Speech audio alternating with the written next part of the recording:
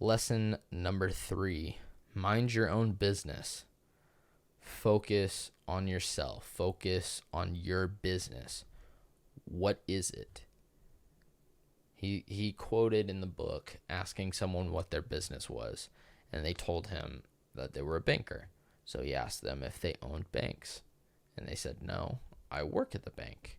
And he said, right there is the difference. You're talking about your profession, not your business. A business is something you don't make income off of. It's separate.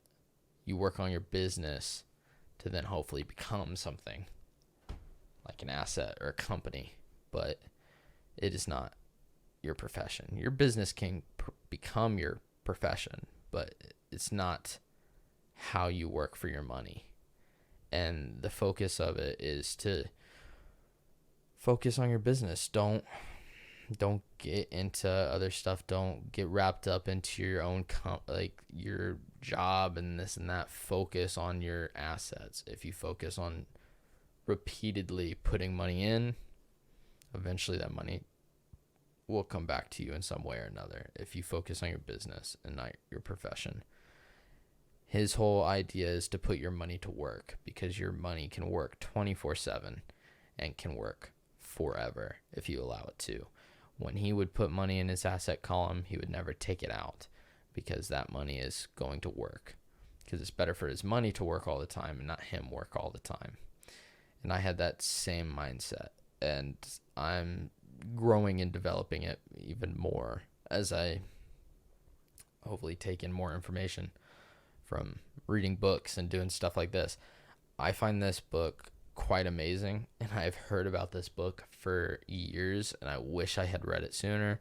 Some of the things I originally watched on financial literacy ended up being some principles from this book, and it's because it's so universal, because it can be applied to absolutely anyone.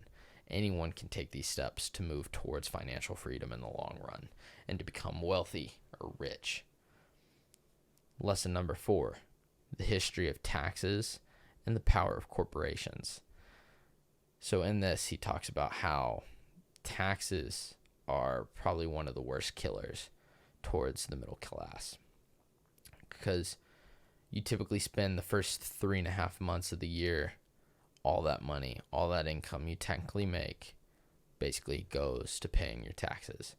And after 40 years, that kind of equivalent to, I think those are the right words, 6 years of your life, 6 years of your income going completely to the government to pay your taxes. And that originally, taxes weren't a thing. The United States didn't have taxes for a long time, and it was actually the middle class that voted for taxes because they thought it was going to apply to the rich. And in all reality, there's more people in the middle class than there are in the wealthy class. So who's going to get the blunt of that? Because there's more money to be made off of the many than off of the few. And one of the ways he talks is you got to use taxes to your advantage. You got to learn how to take advantage of them. And in that way, you got to use corporations, or like corporations do, you should make a corporation depending on what it is you're working towards. Because if you do, it allows you certain benefits and tax loopholes where you can actually use your money and income pre-taxed as an expense to pay whatever it is you need. And in all reality, you're using the money before it's ever taxed.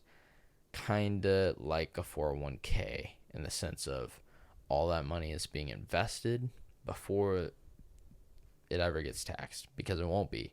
And it's kind of the same thing. Corporations can do that.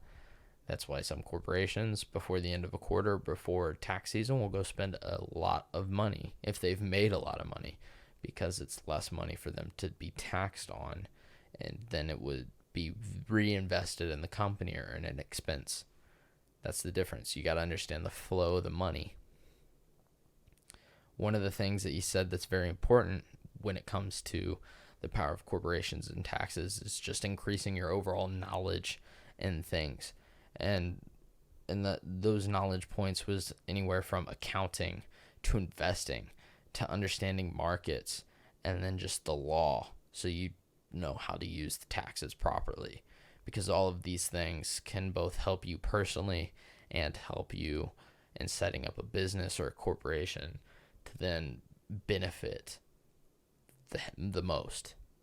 Because if you increase your knowledge in all these fields, you will eventually be able to take the benefits from that and hopefully create wealth for your family.